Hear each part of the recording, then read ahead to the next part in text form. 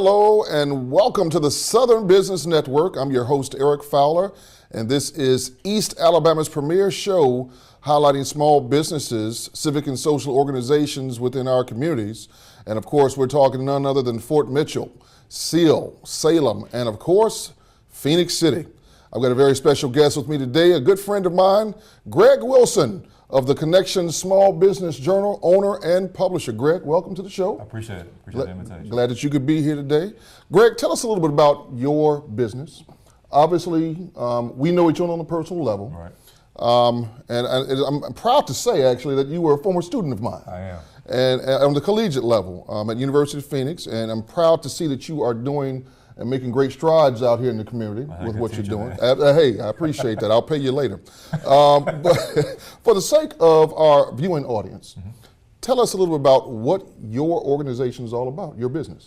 Well, Connection Small Business Journal is simply just that. It's a small business journal, a small business newspaper that touches Phoenix City, touches Fort Mitchell and all the areas that your viewers are watching in. Awesome. Started as a result of what I don't label it a small business failure, but I did own a business at one time that went under. Okay.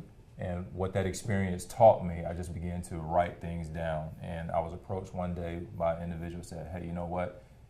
Other small business owners need to see what you are writing. Absolutely. Other business owners need to learn what you have learned as a result of your failure. So here we are today as a result of that. Awesome. Failure.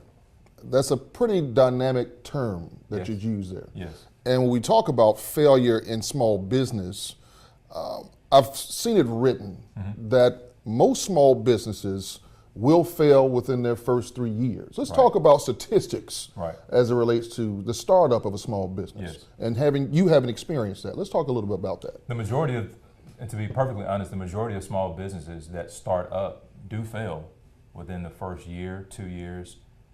If they make it past the 3-year mark, they can sustain themselves. Absolutely. But the majority of small businesses do go under within the first 2 years. Okay.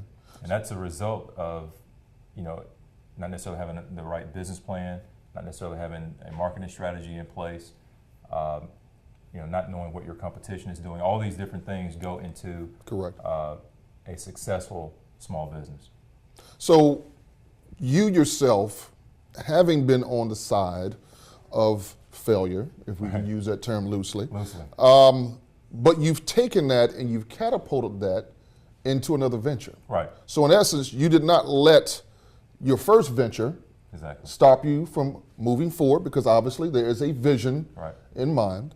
So what was that fuel that basically stated, okay, now I'm going to become the brainchild of my Connections Small Business Journal?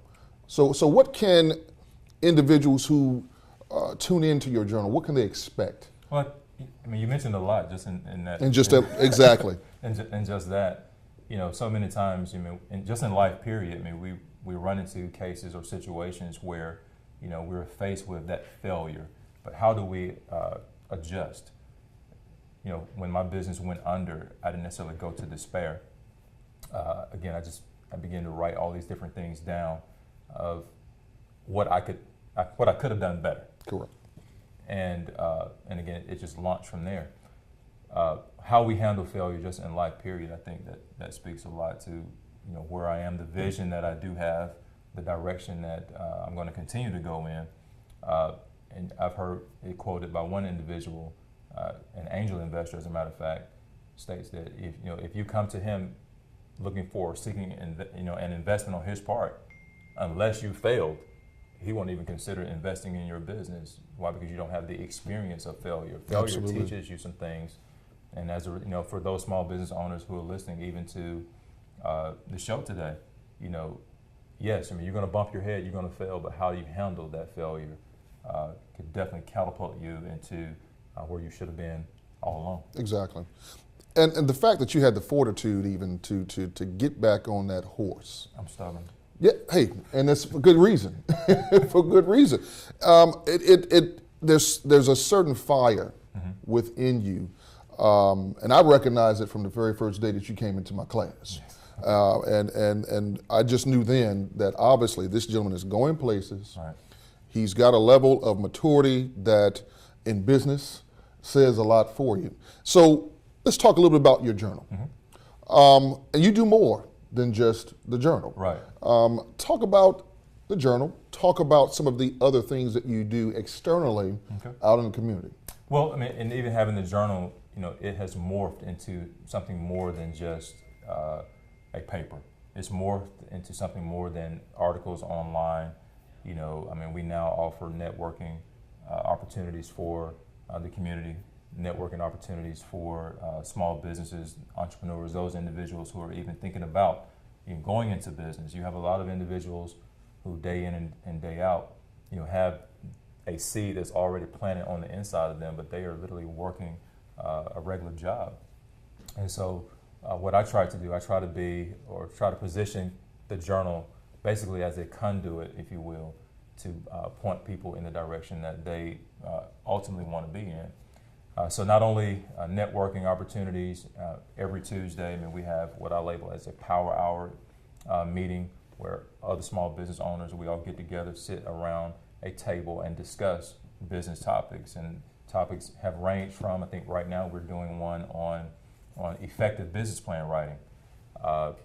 But we talk about social media strategies, you name it. If it's under the umbrella of small business, we definitely cover it in these meetings. Now, where do these meetings normally take place, and how can our viewership find out more information about them? Well, definitely go to our website, www.connectmybusiness.me for that information. You can connect with me on social media. Simply type in the @ symbol, Connect My Biz, that's BIZZ. In the meetings right now, we're looking to bring them across the bridge, even into Phoenix City, where they're actually local. But right now, they're just a stone throws away across the bridge in downtown Columbus, Georgia. Okay, and that's normally at the Iron Bank. At the Iron Bank Coffee on Tuesdays from 12:30 to 1:30, 1 hour. So it's a perfect opportunity for maybe someone who wants to spend their lunch break and learn. Exactly. It's a perfect opportunity to do just that. And it's free of charge. Absolutely. Free information that you're getting from individuals, small business persons in their own right, individuals like Mr. Wilson here who have failed, who can also tell you about, some of the horror stories. Right. And I think it's so important because when we look at our nation, I think there is this misnomer that big business is what runs our country. No. Specifically here in the state of Alabama, and the case is also true right across the bridge in Georgia. 96%, again, 96% of all the business that makes up business within the state of Alabama are considered a small business. And the state of Alabama defines a small business as any business that has 500 or less employees. All right, so you see why that number is so high. But if you were to go to your local revenue office and pull a report, what's called an open and close report, you'll see just the amount of businesses that actually open, and compare that to how many businesses every 2 years close as a result of that. And it's a result of a lack of capital, a lack of proper structure. There are different components or different things that definitely, again, go into place, as I mentioned earlier. Exactly. To having a successful business. So, Southern Business Network viewers, you're hearing it here, and this gentleman can talk all day, believe me, about the beauty in being involved in small business. Right. I'm very proud. You have to hear what I'm saying. I'm very proud of this gentleman being here today because he's one of what I consider a best kept secret here within our community. He's a sleeper in respect to the fact that he does it so under the radar, but that if your interest is getting involved and learning more about how to become involved in small business, this is the general, I call him the general, if you will, of the Small Business Network. So Greg, as we continue this conversation, we've already kind of highlighted some emphasis on the fact that some startling numbers, 96% you stated, that's startling in the sense that, and that should set fuel to someone's feet right now. To go out and say, whatever my passion is, and that's the other thing, following your passion. I heard it said several years ago, Tavis Smiley who was a radio talk show host with Tom Joyner, later became an opportunity to do his own show, the Tavis Smiley Show, spoke very vividly in one of his commentaries, and this was during the time that the country was so-called going through a recession. Right. And Tavis basically stated, and this was something that really spoke to my soul, my inner being, that fear and procrastination are the enemies of success. Right. And when we look at the term, or when we look at fear in its finite form, it's in essence us listening to those naysayers when there has been an idea that we know is $1 million opportunity, and we are afraid to push forward with it because it could be our next of kin, it could be our significant other, it could be the homeboys on the block saying, no, that just won't work. Exactly.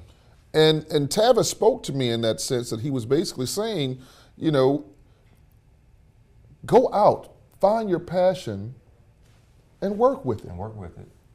I think that going back to the word fear, I've labeled fear as a tranquilizer. Fear has a numbing effect, you know, and we'll spend our time, months, years, with this idea, this $1 million idea. We'll spend all this time with this dream that is on the inside of us, and it never comes to fruition. Why? Because we are fearful of failure. We are fearful of getting our feet wet. We're fearful of stepping out. And I tell you, you know, even if I were to go back years and just start to think about, actually, I'm a former employee of corporate America, of Alabama Power. Yes, I'm calling them by name. I'm not sure if you'll edit that out. No, we won't. But you know, I was a former employee, and I went through a layoff. You know, and I was a young man under the age of 25 who thought that I landed that perfect job, and I was just going to ride that crest until I was, you know, 50 or 55, 60 years old and retire. As many folk do. And the world is changing. Corporate America is changing. Our economy is changing. And as a result of that, you know, I knew then that I wanted to write my own ticket. I knew then that I didn't necessarily want to leave my future in the hands of someone else. Certainly. You know, and so that was the birthing, if you will, of this desire just to be self-employed. And again, started a business with no research, no business plan. You know, I do not recommend doing that. And I'll come back on your show and talk about, you know, that. Exactly. But just took that leap of faith or fate, depending on how you look at it. Sure. And you know, so again, if someone has that desire on the inside, we cannot be paralyzed by fear. Absolutely. And let's talk about procrastination. Right. Because that's a huge defeat for most.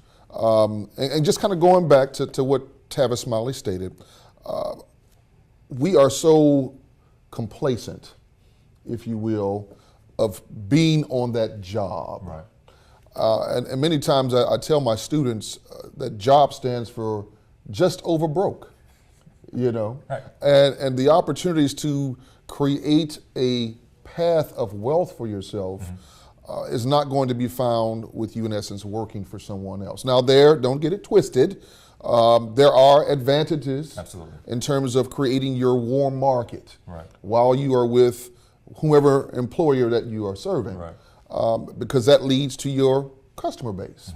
But at the same token, it should do nothing but fuel that fire for you to move forward with your personal business affairs. Right. I think that procrastination, again, as you mentioned, I mean, it is a killer. Yeah. You know, putting things off.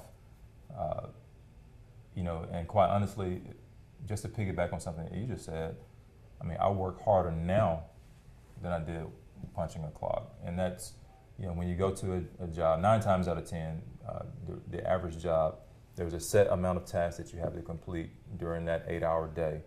But as a small business owner, you know, I've done a podcast at 3 o'clock in the morning. Absolutely.